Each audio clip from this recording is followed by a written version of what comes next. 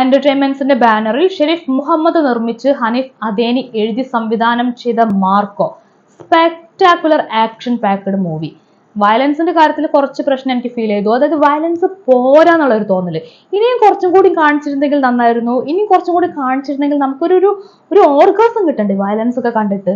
പക്ഷെ ആ ഒരു സംഭവത്തിലേക്ക് എനിക്ക് എത്താൻ പറ്റിയിട്ടില്ല. എൻ്റെ ഒരു എക്സ്പെക്ടേഷൻ ഉണ്ടായിരുന്നു, ആ ഒരു എക്സ്പെക്ടേഷൻ മീറ്റ് ചെയ്യാൻ പറ്റിയിട്ടില്ല. ഈ ഒരു മൂവിയുടെ കാര്യം മാത്രമൊന്നുമല്ല, നമ്മൾ ഒരുപാട് ഇവിടെ കൊട്ടി ഘോഷിച്ച സിനിമയായിരുന്നു കില്ല്.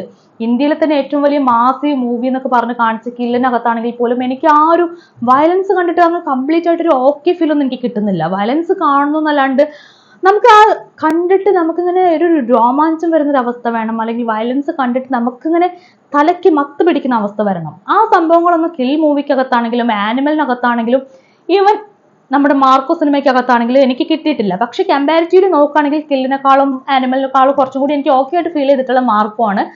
മാർക്കോയ്ക്കകത്ത് കുറെ വയലൻസ് കാണിക്കുന്നുണ്ട്. ഇപ്പം ചെറിയ കുട്ടികളെ എടുത്തിട്ട് ഗ്യാസിന്റെ സിലിണ്ടർ വെച്ച് തല അടിച്ചു പൊളിക്കുന്ന കാണിക്കുന്നുണ്ട്. അതുപോലെ തന്നെ ഈ നമ്മുടെ അപ്സ്റ്റേർന്ന് കുട്ടികളെ താഴേക്കിട്ട് കൊല്ലുന്ന കാണിക്കുന്നുണ്ട്. കുറേ സംഭവങ്ങൾ കാണിക്കുന്നുണ്ട്. കൈ വെട്ടുന്നു, കാല് വെട്ടുന്നു, കണ്ണ് ചൂഴ്ന്നെടുക്കുന്നു, ടേബിളിന്റെ മുകളിൽ ഹ്യൂമൻ ബോഡി വെച്ചിട്ട് അങ്ങനെ വെട്ടി കഷ്ണാക്കുന്നു.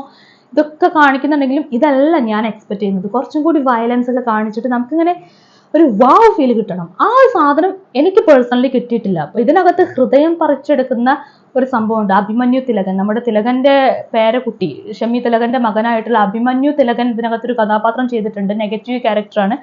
അഭിമന്യു തിലകന്റെ ആ കഥാപാത്രത്തിന്റെ ഹൃദയം പറിച്ചെടുക്കുന്ന ഒരു രംഗമുണ്ട്. അപ്പൊ ഹൃദയം പറിച്ചെടുക്കുമ്പോൾ ഞാൻ എക്സ്പെക്ട് ചെയ്യുന്നത് കുറച്ചും കൂടി ആ ഹൃദയം പറഞ്ഞു പോരുന്ന സംഭവം കാണിച്ചിരുന്നെങ്കിൽ കുറച്ചുകൂടി നമുക്കൊരു ഓർഗാസം കിട്ടുമായിരുന്നു വയലൻസ് കണ്ടിട്ട്. ആ ഒരു വയലൻസ് ആണ് പേഴ്സണലി എനിക്ക് ഇതിനകത്ത് മിസ്സായിട്ടുള്ളത്. ആ വയലൻസിന്റെ തീവ്രത കണ്ടിട്ട് നമുക്കൊരു ഓർഗാസം കിട്ടുന്ന ഒരു അവസ്ഥയില്ലേ, ആ ഒരു അവസ്ഥ എനിക്ക് മിസ്സായിട്ടുണ്ട്. പക്ഷെ വയലൻസ് കണ്ടിട്ട് ഒരു സാറ്റിസ്ഫാക്ഷൻ കിട്ടിയിട്ടുണ്ട്, അത് പ്രത്യേകം എടുത്ത് പറയണം. ഏതായാലും ഉണ്ണി മുകുന്ദന്റെ ഒരു വിളയാട്ടം തന്നെയാണ് ഈ സിനിമയ്ക്കകത്ത്. അദ്ദേഹത്തിന്റെ സ്ക്രീൻ പ്രസൻസ് ആണെങ്കിലും ലുക്ക് ആണെങ്കിലും സ്വാഗ് ആണെങ്കിലും എടുത്തു പറയേണ്ട സംഭവമാണ്. ഉണ്ണി മുകുന്ദന്റെ കരിയറിലെ തന്നെ ഒരു നാഴികക്കല്ലായിട്ട് ഈ സിനിമയെ നമുക്ക് മാറ്റി പറയാൻ പറ്റും. അദ്ദേഹം ഒരു സ്റ്റാർ എന്ന നിലയ്ക്ക് വളർന്നു കഴിഞ്ഞു. ഉണ്ണി മുകുന്ദന്റെ ഇനി അങ്ങോട്ടുള്ള പോക്ക് എന്ന് പറഞ്ഞാൽ വേറെ ലെവൽ പോക്കായിരിക്കും. ഇത്ര കാലം കണ്ട് നമ്മളൊരു അയ്യപ്പന്റെ നന്മരൂപമൊക്കെ കണ്ട ഉണ്ണി മുകുന്ദൻ ഇതിനകത്ത് വന്നിട്ട് കംസനാണോ രാവണനാണോ എന്ന് പറയാൻ പറ്റില്ല. അമ്മാതിരി പെർഫോമൻസ് കാണിച്ചിട്ടുണ്ട്. പെർഫോമൻസ് എന്ന് വെച്ച് കഴിഞ്ഞാൽ ആ ഒരു ക്യാരക്ടറിനെ ഗ്ലോറിഫൈ ചെയ്യാനുള്ള ഒരു സംഭവം ഇതിനകത്ത്. അതിപ്പോ സിനിമ റിലീസ് ആവുന്നതിന് മുൻപ് തന്നെ ഇതൊരു വയലൻസ് ഉള്ള മൂവിയാണെന്ന് ഇവർ പറയുന്നുണ്ട്. ഇതിനകത്ത് ഇങ്ങനെ ഭയങ്കരമായിട്ടുള്ള ഗ്ലോറിഫിക്കേഷൻ കാര്യങ്ങളൊന്നും ഇവർ കൊണ്ടുവരുന്നില്ല.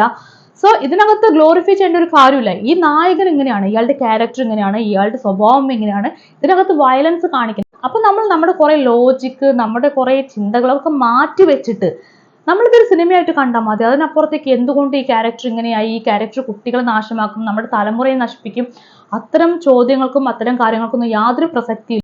ഒരു പക്ഷേ വരും ദിവസങ്ങളിൽ ഈ സിനിമ കണ്ടുവരുന്ന കുറെ ബുദ്ധിജീവികളും മാർക്കോ യുവതലമുറയെ നശിപ്പിക്കുന്നു, ഉണ്ണി മുകുന്ദൻ കുട്ടികളെ നശിപ്പിക്കുന്നു എന്നൊക്കെ പറഞ്ഞു വരുമായിരിക്കും. പക്ഷെ അതിന് അങ്ങനെ കാണേണ്ട കാര്യമില്ല. ഏതായാലും മാർക്കോയുടെ ടെക്നിക്കൽ സൈഡൊക്കെ ഒന്ന് പരിചയപ്പെടുത്താം. DOP ആയിട്ട് വർക്ക് ചെയ്തിരിക്കുന്നത് ചന്ദ്രു സെൽവരാജാണ്. ഷമീർ മുഹമ്മദ് ആണ് എഡിറ്റർ. മേക്കപ്പ് ചെയ്തിരിക്കുന്നത് സുധി സുരേന്ദ്രനാണ്. ഈ ഒരു പേര് പ്രത്യേകം എടുത്ത് പറയണം. ഈ സിനിമയ്ക്കകത്ത് ഒരുപാട് ആവശ്യമായിട്ട് വന്ന സംഭവമാണ് മേക്കപ്പ് എന്ന് പറയുന്നത്. ഒരുപാട് വയലൻസ് കാര്യങ്ങൾ കാണിക്കുന്നുണ്ട്. അതും ഭയങ്കരമായിട്ട് നമുക്ക് രക്തത്തിൽ കുളിച്ചു കിടക്കുന്ന സംഭവങ്ങൾ, വികൃതമായ രൂപങ്ങൾ, അങ്ങനെ കുറേ സംഭവങ്ങൾ കാണിക്കുന്നുണ്ട്. അതുപോലെ തന്നെ കലാ സംവിധാനം പ്രത്യേകം എടുത്തു പറയാം. സുനിൽ ദാസ് ആണ് ഇതിന്റെ കലാ സംവിധാനം ചെയ്തിട്ടുള്ളത്. ഈ മേക്കപ്പ് പോലെ തന്നെ വളരെ പ്രസക്തമായ ഒന്ന് തന്നെയായിരുന്നു കലാ സംവിധാനമൊക്കെ. ഈ സിനിമയുടെ കഥയിലേക്ക് വരികയാണെങ്കിൽ പ്രത്യേകിച്ച് പുതുമയുള്ള കഥയും കാര്യങ്ങളൊന്നുമല്ല.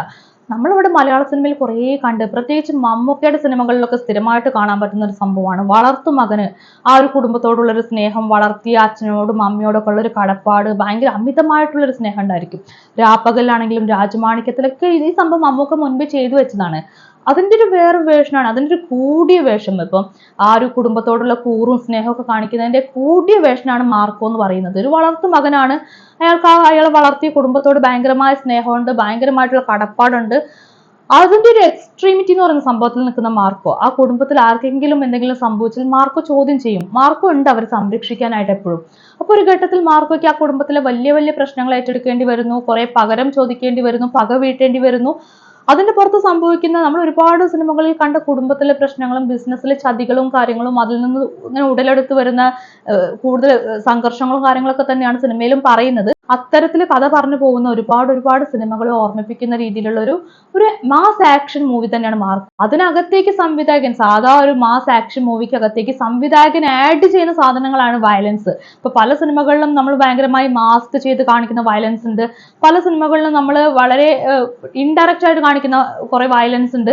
അതിനൊക്കെ ഡയറക്റ്റ് ആയിട്ട് കാണിക്കുകയാണ്. പക്ഷെ വയലൻസിനേക്കാളും ഒരുപടി മുകളിൽ നിൽക്കുന്ന എപ്പോഴും ആക്ഷൻ കൊറിയോഗ്രഫിയാണ്. ഒരുപാട് ആക്ഷൻ സീക്വൻസ് ഉണ്ട്. സിനിമയുടെ ആക്ഷൻ കൊറിയോഗ്രഫി ചെയ്തിട്ടുള്ളത് കലൈ കിങ്സ്റ്റൺ ആണ്. ഇദ്ദേഹം ആദ്യമായിട്ടാണ് മലയാളത്തിൽ ആക്ഷൻ കൊറിയോഗ്രഫി ചെയ്യുന്നത്. അതിൽ തന്നെ പ്രത്യേകം പറയേണ്ടതാണ്, ഒരു സിംഗിൾ ഷോട്ടിൽ വരുന്ന വളരെ ലെങ്തി ആയിട്ടുള്ള ഒരു ആക്ഷൻ സീക്വൻസ് ഉണ്ട്. ആക്ഷൻ എന്നൊക്കെ വെച്ച് കഴിഞ്ഞാൽ വളരെ ഫാസ്റ്റ് എന്ന് വെച്ച് കഴിഞ്ഞാൽ നമുക്കുണ്ടല്ലോ ഒരു കണ്ണടച്ച് തുറക്കുമ്പോഴേക്കും മാർക്കോ മിനിമം ഒരു 10 പേരെങ്കിലും തട്ടിയിരിക്കും.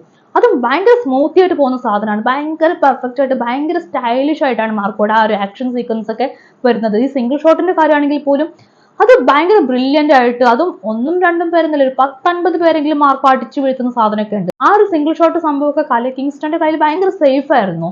അതുപോലെ തന്നെ അതേ സമയത്ത് ഈ ഒരു സിംഗിൾ ഷോട്ടിൽ ആക്ഷൻ കൊറിയോഗ്രഫി കാണിക്കുന്ന സമയത്ത് തന്നെ ആ ബാക്ക്ഗ്രൗണ്ട് സ്കോറും സംഭവങ്ങളൊക്കെ മാറ്റി വെച്ചു. പിന്നെ അവിടുന്ന് അങ്ങോട്ട് മൊത്തം സൗണ്ട് എഫക്ട് പരിപാടികൾ വെച്ചിട്ടാണ് ഭയങ്കര ഇതിനകത്ത് ഏറ്റവും മനോഹരമായിട്ട് എനിക്ക് പേഴ്സണലി ഫീൽ ചെയ്ത സംഭവമായിരുന്നു ആ ഒരു സിംഗിൾ ഷോട്ടിലുള്ള ആക്ഷൻ സംഭവം. അതും പ്രത്യേകിച്ചും ആ ഒരു സൗണ്ട് എഫക്ട് പരിപാടികളിൽ മാത്രമായിട്ട് പോകുമ്പോൾ ഒരു പ്രത്യേക ഫ്ലോ തന്നെ ആ ഒരു സംഭവത്തിനുണ്ടായിരുന്നു.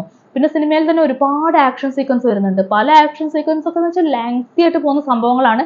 എല്ലാം അടിപൊളിയായിട്ട് ചെയ്തിട്ടുണ്ട്. KGF സംഗീത സംവിധായകൻ രവി ബസൂർ ആണ് ഇതിനകത്ത് സംഗീതം ചെയ്തിരിക്കുന്നത്. സിനിമയിൽ ഏറ്റവും എടുത്തു പറയേണ്ട സംഭവമാണ് സംഗീതം. ഇതിനകത്ത് ഏറ്റവും അധികം നമ്മൾ ആ സീനുകൾ, സിറ്റുവേഷൻസിനെ എലവേറ്റ് ചെയ്യാൻ ഏറ്റവും അധികം സഹായിച്ചിട്ടുള്ളത് ഇതിന്റെ സംഗീതമാണ്. ആ ഒരു ആക്ഷൻ സീക്വൻസിനെ നമ്മളങ്ങനെ ഒരു ഓളത്തിൽ ഇങ്ങനെ കൊണ്ടുപോകാൻ ഒരുപാട് ഇതിന്റെ സംഗീതം സഹായിച്ചിട്ടുണ്ട്. ഇനി അഭിനയത്തിന്റെ കാര്യം പറയുകയാണെങ്കിൽ ഉണ്ണി മുകുന്ദന്റെ പെർഫോമൻസ് ആദ്യം പറഞ്ഞു കഴിഞ്ഞു. സ്വാഗ് ആണെങ്കിലും ലുക്ക് ആണെങ്കിലും ഒക്കെ അടിപൊളിയാണ്. ഉണ്ണി മുകുന്ദന്റെ കരിയറിൽ ഒരു വലിയ മാറ്റം സംഭവിക്കും. പിന്നെ ജഗദീഷ്, അദ്ദേഹത്തിന്റെ കരിയറിൽ ഇതുവരേക്കും അദ്ദേഹം ചെയ്യാത്തൊരു ക്യാരക്ടറാണ്. പക്ഷെ പേഴ്സണലി എനിക്ക് ആ ഒരു ക്യാരക്ടർ ഈ പറയുന്ന മാതിരി ഭയങ്കര സംഭവമായിട്ട് എനിക്ക് ഫീൽ ചെയ്തിട്ടില്ല. കാരണം ഒന്നാമത് ഈ ഒരു കഥാപാത്രത്തെ കുറിച്ച് നമ്മൾ മുൻപേ തന്നെ പല ഇന്റർവ്യൂസിലും പലരും ഇൻഡയറക്റ്റ് ആയിട്ട് സംസാരിച്ചിട്ടുണ്ട്. സോ എനിക്ക് നല്ല എക്സ്പെക്ടേഷൻ ഉണ്ടായിരുന്നു. ആ ഒരു എക്സ്പെക്ടേഷനിലേക്ക് എത്താനും മീറ്റ് ചെയ്യാനൊന്നും എനിക്ക് പറ്റിയിട്ടില്ല. ജഗദീഷ് എല്ലാ സിനിമകളിലെയും പോലെ തന്നെ പെർഫോമൻസ് കൊണ്ട് ഭയങ്കരമായ സംഭവങ്ങൾ കാണിച്ചെന്ന് എനിക്ക് തോന്നിയിട്ടില്ല. പക്ഷെ ഇത്രയും കാലം ജഗദീഷ് ചെയ്യാത്ത ഡിഫറെന്റ് ആയിട്ടുള്ള രീതിയിലുള്ളൊരു നെഗറ്റീവ് റോൾ ചെയ്തു. നെഗറ്റീവ് റോൾ എന്ന് വെച്ച് കഴിഞ്ഞാൽ ഇതുവരേക്കും അദ്ദേഹം ചെയ്യാത്തൊരു റോൾ ചെയ്തു. ഹനീഫ് അദേനി അത് വിശ്വസിച്ച് അദ്ദേഹത്തെ ഏൽപ്പിച്ചു എന്നല്ലാണ്ട് അതിനപ്പുറത്തേക്ക് ഭയങ്കരമായിട്ട് എനിക്ക് ഫീൽ ചെയ്തിട്ടില്ല. പിന്നെ നമ്മുടെ സിദ്ദീഖ് ഒരു ക്യാരക്ടർ ചെയ്യുന്നുണ്ട്, ജോർജ് എന്ന് പറയുന്ന ക്യാരക്ടർ. ജോർജിന്റെ ഒരു ഒറ്റയാൾ പോരാട്ടം സെക്കൻഡ് ഹാഫിലാണ് കാണിക്കുന്നത്. അത് ഭയങ്കര രസമായിട്ട് തിയേറ്ററിനകത്ത് ഭയങ്കര നിറഞ്ഞ കയ്യടികൾ കിട്ടിയ സംഭവമായിരുന്നു ജോർജിന്റെ ആ ഒരു ഒറ്റയാൾ പോരാട്ടം.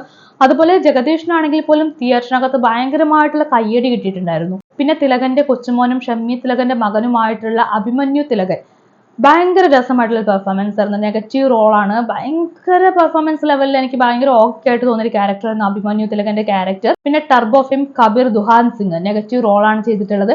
ഉണ്ണി മുകുന്ദന്റെ കൂടെ വരുമ്പോൾ കട്ടയ്ക്ക് ആ ഒരു വയലൻസിന്റെ എക്സ്ട്രീമിറ്റി കാണിക്കാൻ വേണ്ടിയിട്ട് ഏറ്റവും കൂടുതൽ ഉപകാരപ്പെട്ടിട്ടുള്ളത് കബീറിന്റെ ആ ഒരു എൻട്രി ആണ്.